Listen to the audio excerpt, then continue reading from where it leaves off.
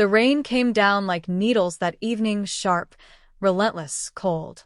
Seoul glimmered beneath it, its skyscrapers painted in streaks of gold and gray, traffic crawling through wet streets. From the 35th floor of Min Group headquarters, Lee Min-ho stood in front of the massive glass wall, hands tucked neatly in his pockets, jaw tight, gaze piercing the city as though it were his enemy. He was tall, elegant, perfectly groomed, a man born of control and silence.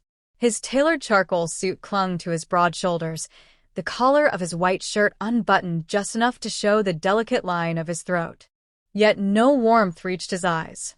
Everyone in the building knew the rumor. Lee Min-ho despised women. It wasn't just gossip. Secretaries who lasted more than 2 weeks were rare. Some left in tears, others in fear.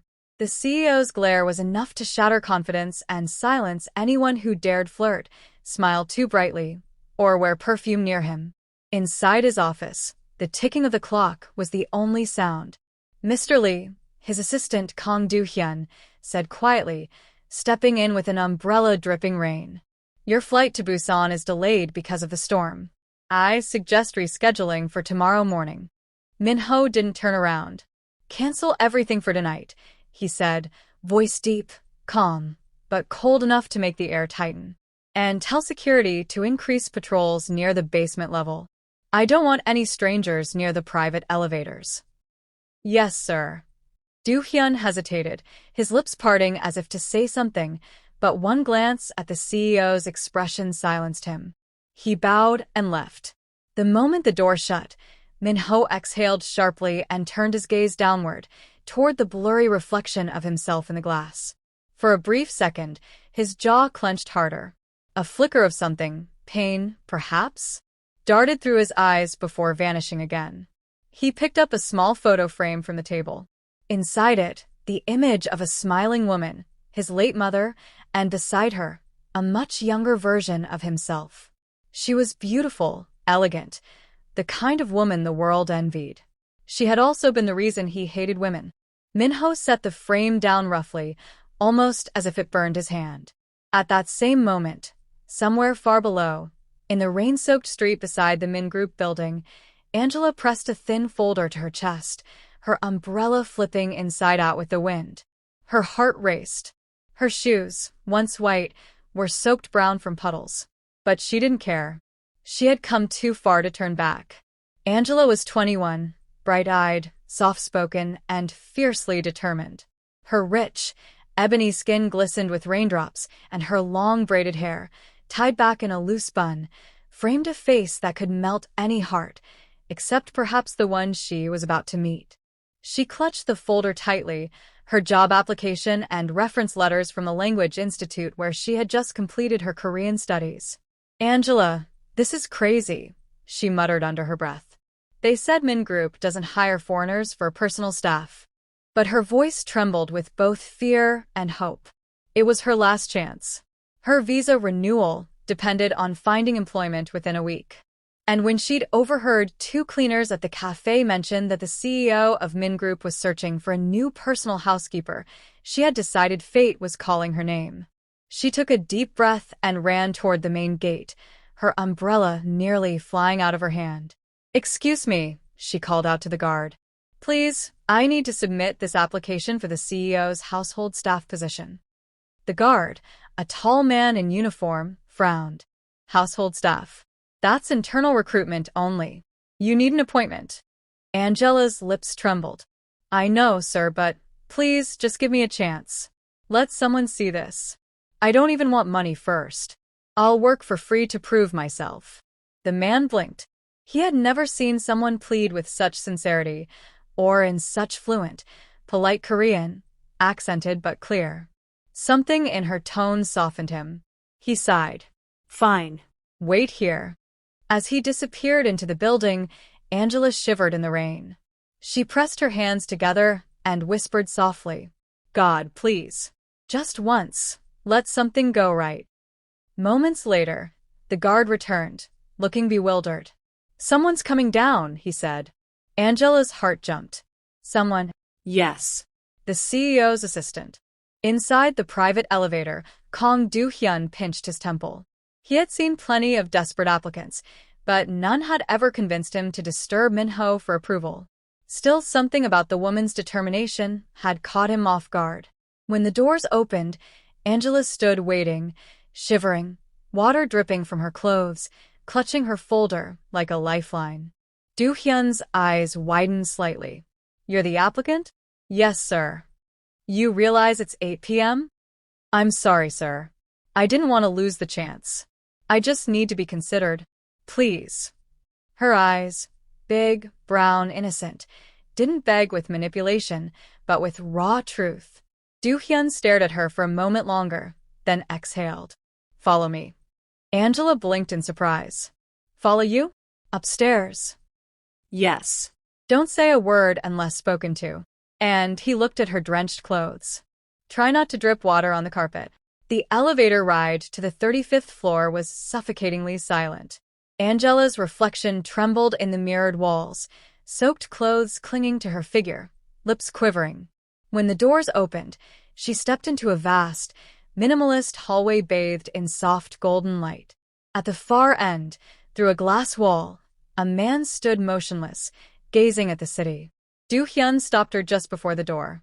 "Remember," he whispered, "it doesn't like small talk. Don't smile too much. And whatever happens, don't take it personally." Angela nodded, though her stomach twisted in fear. Do-hyun knocked gently. "Sir, the applicant I mentioned."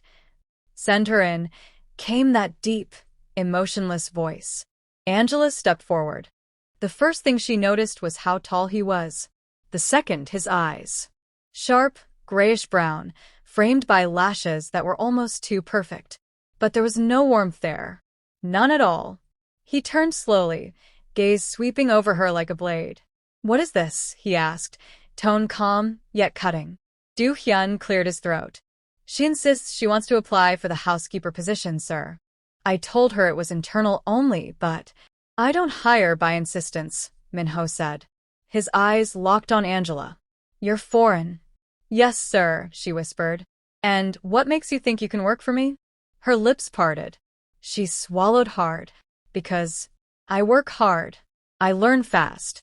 I've cleaned, cooked, and taken care of people all my life. I don't give up easily." And her voice trembled slightly. "I really need this job." Min-ho's expression didn't change, but something flickered in his gaze. Annoyance, or perhaps intrigue. "Your name?" "Angela. Angela Ned." He stared at her a moment longer, as if memorizing the syllables. Then his voice lowered, slower, quieter. "Dangerous. I don't like people who invade my peace." Angela's breath caught. "I won't, sir. I promise." Promises are cheap. The silence that followed was suffocating. Only the rain and the faint hum of the city filled the air. Finally, he turned away. "You'll stay for a 1-week trial. If you cause trouble, I'll have you removed immediately." Angela blinked. "You mean I got the job?" Do-hyun almost dropped his pen. Min-ho shot her a cold glance. "I said trial. Don't misunderstand me." Angela bowed deeply. "Thank you, sir. I won't disappoint you." He said nothing more. But as she turned to leave, he found his gaze lingering, for reasons he couldn't understand, on the raindrops clinging to her lashes, the trembling curve of her lips, and the way she clutched that folder like her life depended on it. He didn't realize it then, but that was the last night his world would ever stay cold. The rain had stopped by dawn, leaving the world silver and washed clean. Seoul stirred slowly awake, the smell of wet asphalt mingling with early morning air. Angela stood at the gates of Lee Min-ho's private mansion, her single suitcase resting by her feet. She stared at the towering iron gates that gleamed black under the weak sunlight, flanked by security cameras and trimmed hedges that looked too perfect to be real. She swallowed hard. The driver who had picked her up from the city left after handing her a sealed envelope. Inside, a contract, a confidentiality agreement, and a simple note that read, "Report to the main house by 7 a.m. Do not be late." It was signed, Lee Min-ho. Her pulse raced. The night before felt unreal. The office, his cold stare, that deep voice that both scared and fascinated her. She still wasn't sure how she had managed to say anything in front of him without collapsing. Now she was about to live in his house. The gates opened soundlessly, and she stepped inside. The path was lined with cherry trees, their branches still dripping from last night's storm. The mansion loomed ahead, glass, stone, and steel, modern yet hauntingly elegant. When she reached the front steps, the door opened. A middle-aged woman stood there, neat gray uniform, expression sharp but not unkind. "You must be Miss Angela," she said crisply. "I'm Mrs. Han, the head housekeeper. Follow me." Angela bowed. "Yes, ma'am." Inside, the mansion was breathtaking, marble floors, tall ceilings, walls lined with art that probably cost more than her entire village back home. Yet everything felt sterile, cold. Mrs. Han led her through a corridor to a smaller side hall. "This will be your room. Staff quarters are separate, but the CEO requested you stay in the East Wing, closer to his private study." "Don't ask why." Angela blinked. I wasn't going to." Mrs. Han glanced at her with a faint smile. "Good. You'll learn fast." She opened the door. The room was simple but elegant.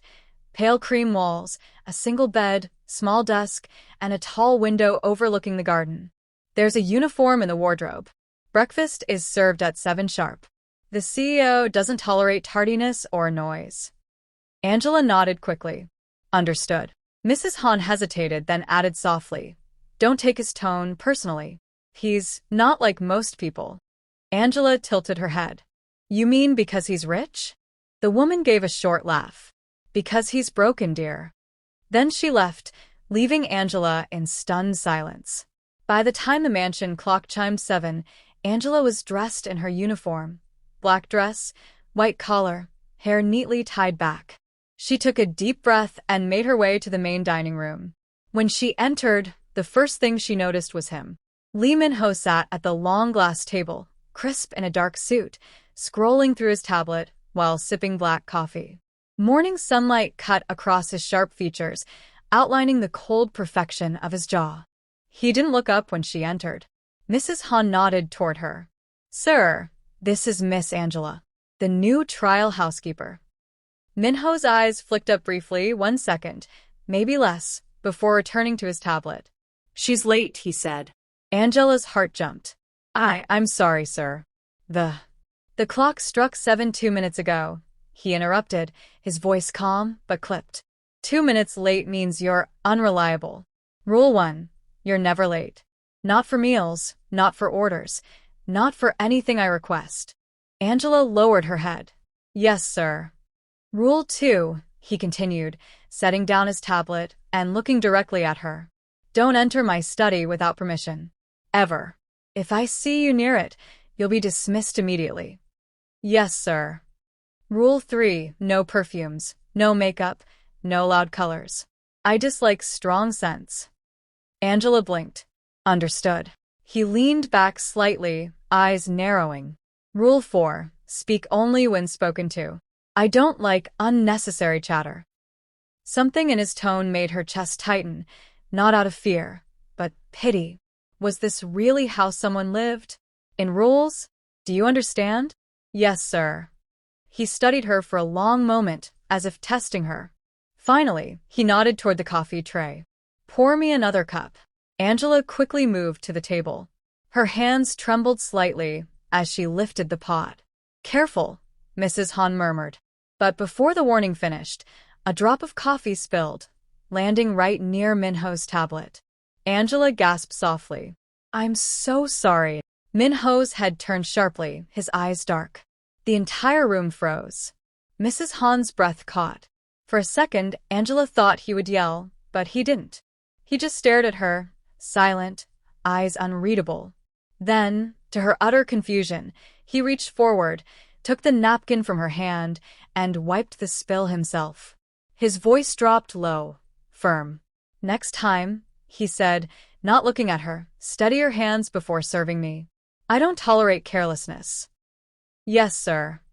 But when she turned to leave, his gaze lingered again, just a flicker, at the tiny scar on her wrist, half hidden under her sleeve. He said nothing, but something unfamiliar twisted in his chest. Later that day, Angela cleaned the east hallway.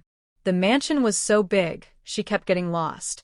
Every time she turned a corner, there were more rooms, more silence. As she dusted a shelf, she caught sight of a photograph, a younger Minho with his mother.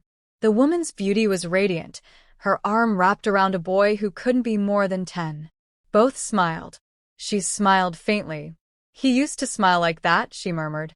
A deep voice came from behind her. "What are you doing here?" She jumped, spinning around. Minho stood in the doorway, expression unreadable. I was just dusting, sir. I didn't mean to." His gaze flicked to the photo in her hand. "Put that down." She immediately set it back. "Sorry, sir." He stepped closer. She could feel his presence, calm but overpowering, like gravity itself. "Don't touch my personal belongings without permission," he said. "Yes, sir." But then, to her shock, his tone softened slightly. That photo was taken before everything changed. Angela looked up, surprised by the faint vulnerability in his eyes. "Changed?" He caught himself, straightened, and said coldly, "Back to work." Then he turned and walked away. Angela exhaled slowly, her heart racing. There was something tragic about him, a weight in his gaze she couldn't explain. For reasons she couldn't name, she whispered to herself, "I'll find out what broke you, Mr. Lee." 3 weeks had passed since Angela stepped into Lee Minho's mansion, and the house that had once breathed only silence now carried the faint sound of life, the clink of dishes, the scent of stew, the low hum of music from the kitchen when she thought no one was listening. To the rest of the staff, she was a wonder. To Minho, she was a problem he couldn't name. He told himself it was irritation, the way she smiled at everyone, the way her laughter wandered through his house like sunlight, breaking all the shadows he had carefully built around himself. But irritation didn't make his chest tighten when he caught the sound of her humming in the hallway. That morning inside the boardroom. "Mr. Lee, the reporters are asking for a statement about the procurement scandal," Kong Do-hyun said, sliding a file across the table. Minho's expression hardened. "Who leaked the audit?" "No confirmation yet, sir. But there are rumors that the subcontractor's CEO will release internal emails this week." He closed the file sharply. "Deal with it before it reaches the shareholders." "Yes, sir." He leaned back, temples throbbing. Another mess, another reminder that trust was always a liability. Then, against his will, his mind flickered to the East Wing corridor, to the girl dusting quietly, oblivious to the world's cruelty. The thought irritated him. "Send my lunch home," he said abruptly. "I'll work from the study today." Do-hyun blinked. "Sir? You never." "Today," Minho repeated, voice like ice. Angela was arranging flowers in the main hall when the front doors opened. She froze. It was rare for him to return before evening. He walked in without a word, rein still on his coat, eyes locked ahead. Mrs. Han bowed. "Sir, shall I prepare lunch in the dining?" "No. The study," he said. Angela gathered the courage to speak. "Sir, may I take your coat?" He stopped. Slowly turned. For a heartbeat their eyes met, hers soft, unsure, his cold, guarded. Then he handed the coat to her without comment. The fabric was heavy, drenched with rain and faintly perfumed with something dark and expensive. She hung it carefully, glancing once toward the study door that closed behind him. Mrs. Han touched her arm. "He's not fond of interruptions. Bring his tray quietly when it's ready." "Yes, ma'am." By noon, the rain had returned, drumming softly against the windows. Minho sat surrounded by reports, but the numbers blurred. His head ached. A knock came. "Enter." Angela stepped in with a tray, rice, soup, tea, nothing more. She moved slowly, careful not to clink the dishes.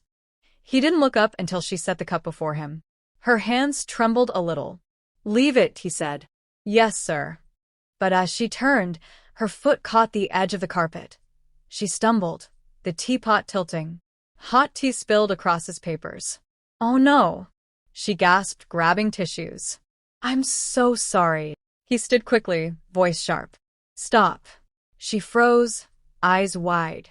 He exhaled, forcing his tone down. You'll burn yourself. The words came out lower, quieter, almost human.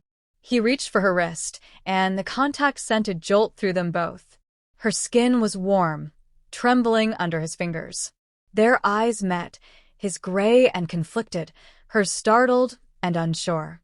He released her at once, stepping back as if scalded. Get Mrs. Han to clean this up. Angela nodded, voice small. Yes, sir. As she left, he stared at his hand, still feeling the ghost of her pulse. What was wrong with him? The rain refused to stop. The mansion lights glowed dimly as thunder rolled above the hills. Angela carried a basket of fresh linens to the east corridor when she saw him standing by the window, phone pressed to his ear. His tone was sharp, angry, a side she'd never seen up close. I don't care what the board thinks, he snapped. If they doubt my decision, they can leave.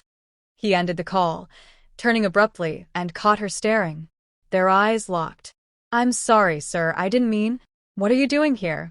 Linens, sir. He looked past her to the basket, then back to her face. Rainlight caught the curve of her cheek, the tiny raindrop that had followed her in from the balcony. Something inside him cracked a little. He should have walked away. Instead, he heard himself ask, Do you ever stop smiling? Angela blinked. Pardon? Every time I see you, you're smiling. Even when you spill tea. Even when you're lost. Why? She hesitated, then said softly, Because if I don't, I'll cry. Smiling helps me remember that I'm still okay. The words landed heavier than she realized. He looked away, jaw tightening. Go, he murmured. She bowed and slipped past him, heart pounding. Behind her, he stood motionless, replaying her words until the sound of her footsteps faded. Sleep refused to come. Minho sat on the edge of his bed, the storm outside echoing the noise inside his head. He had built walls his whole life, walls no one was allowed to cross. But a girl barely out of university, with nothing but hope and a trembling smile, was slipping through the cracks. He whispered to the empty room, You're nothing to me. But even he didn't believe it. Rain again. For 3 straight days the city had not seen the sun, as though the weather had chosen to imitate Lee Minho's mood. Inside Min Group's headquarters, panic moved like a whisper through the corridors. The subcontractor scandal had broken in the morning papers. By noon, reporters camped outside the building gates.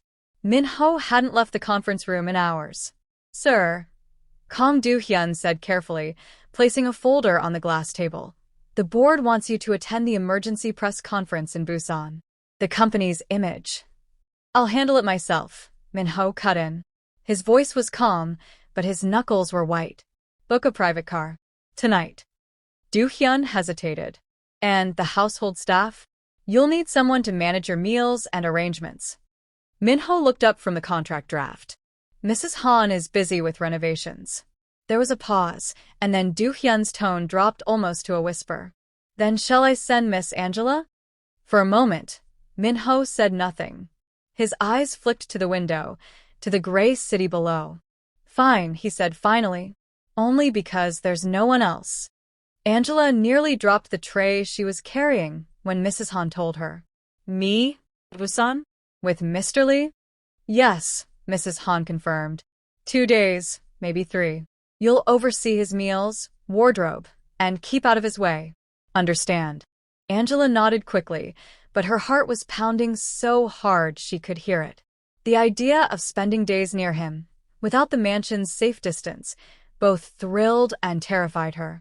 She reminded herself this was work. Strictly work. The black sedan hummed softly as it left Seoul, slicing through the night highway. The city lights faded into rolling darkness.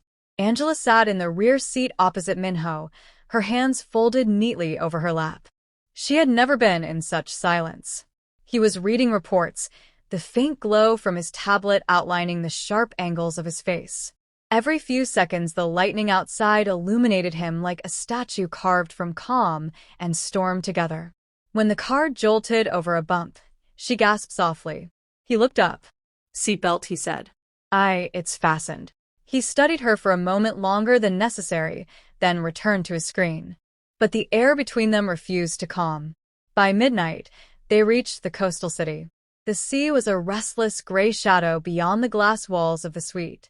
Angela arranged the room quickly, files on the desk, suit in the wardrobe, tea on the side table. "Do you need anything else, sir?" she asked quietly. He turned, loosening his tie. No. But when she moved to leave, thunder cracked, and the lights flickered. She startled, stepping back unconsciously, straight into him. He steadied her before she could fall. His hand rested on her arm for one heartbeat too long. "Careful," he murmured. I'm sorry."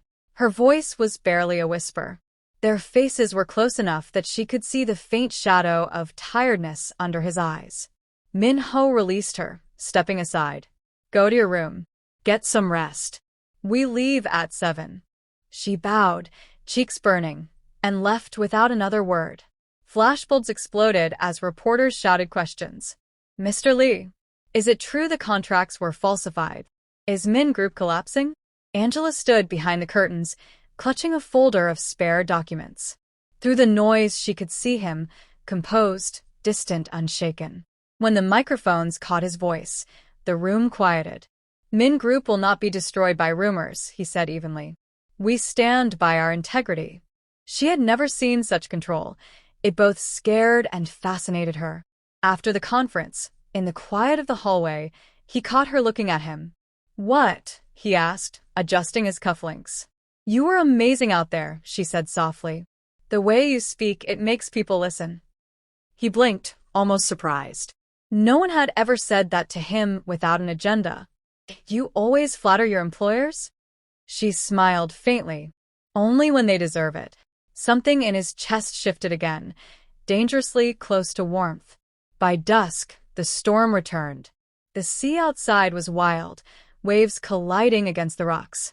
Angela stepped onto the balcony for air, wrapping her shawl tighter. Behind her, the sliding door opened.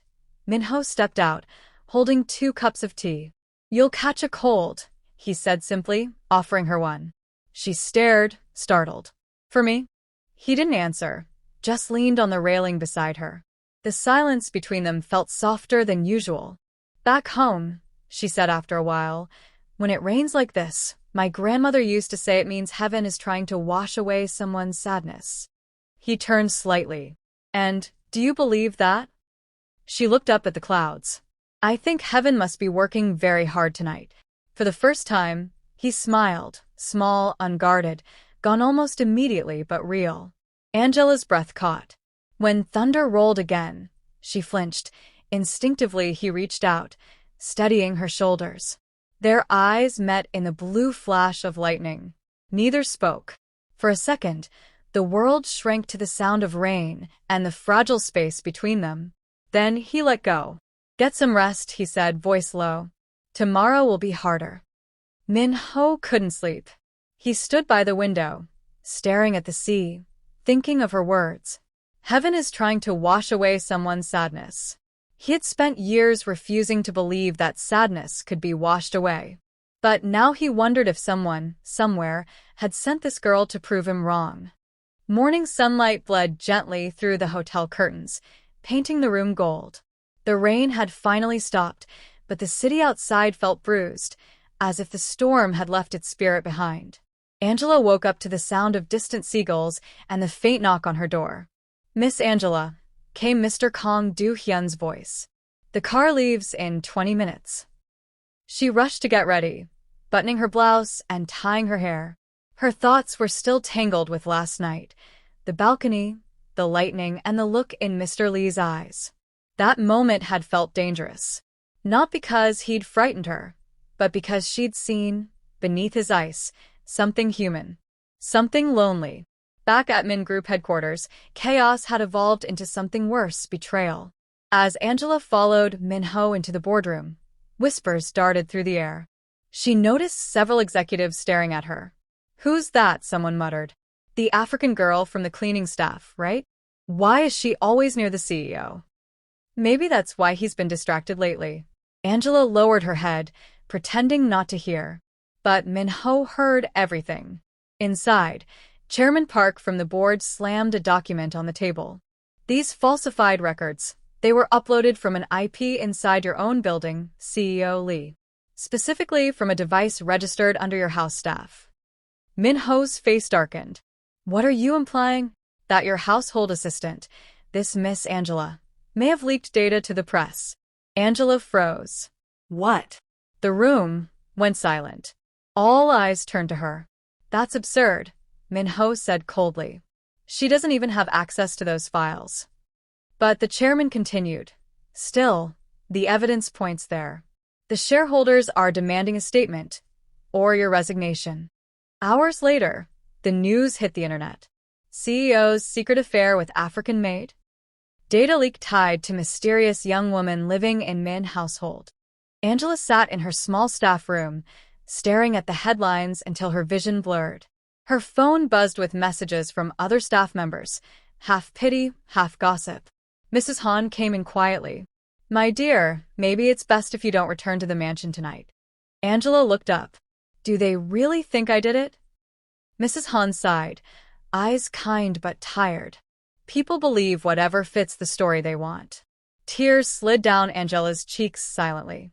That night, she packed her few belongings, the small Korean dictionary, her grandmother's scarf, and the simple necklace she always wore.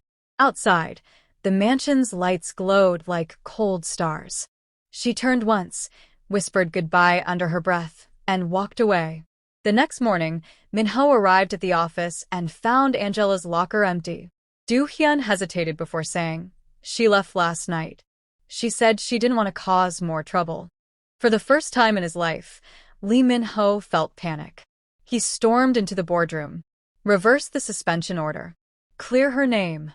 Without proof, the chairman sneered. You're letting emotions ruin your judgment. Min-ho's fists clenched. Then I'll find the proof myself. Days passed without sleep. He combed through security logs, transaction records, and data trails. Until finally, one faint trace. A subcontractor's manager, bribed to divert blame. A planted device hidden in the mansion's mailroom. And the real culprit, the same executive who had accused Angela, Chairman Park's own nephew. The fury that rose in Min-ho's chest was something volcanic. By the end of that day, he walked into the boardroom, threw the printed report on the table, and said, You wanted proof.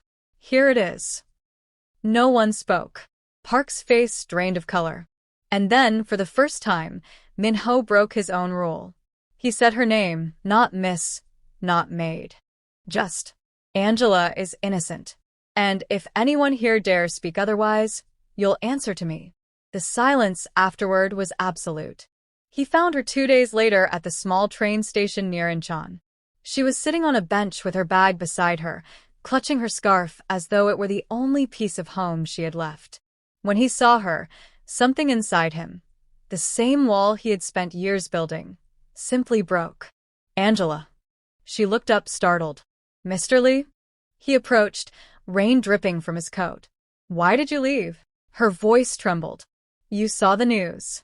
Everyone thinks I don't care what they think. But your company. I can rebuild my company, he said. But I can't rebuild what I lost when you walked away. The words left his mouth before he could stop them. Angela blinked, unsure she'd heard right. I cleared your name, he continued. You were never the problem. I was.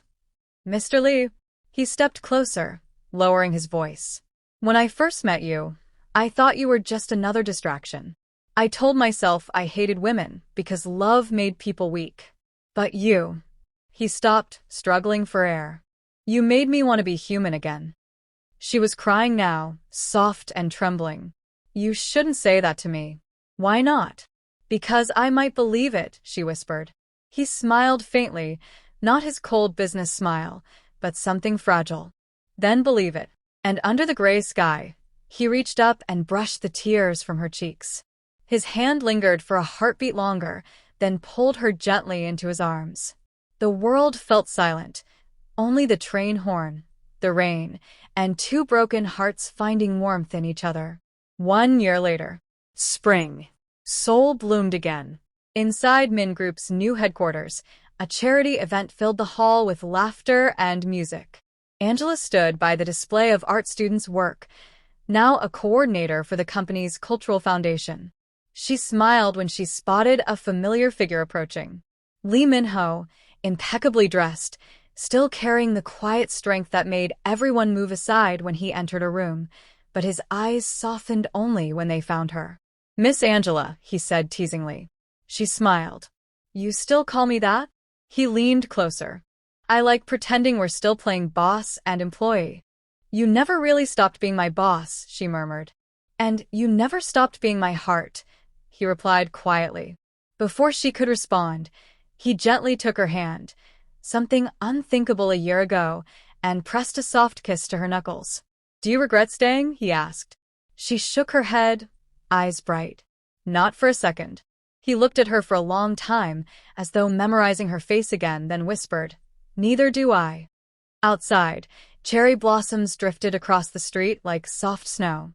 And for the first time in years, Lee Min-ho, the cold CEO who once hated love, finally smiled without fear.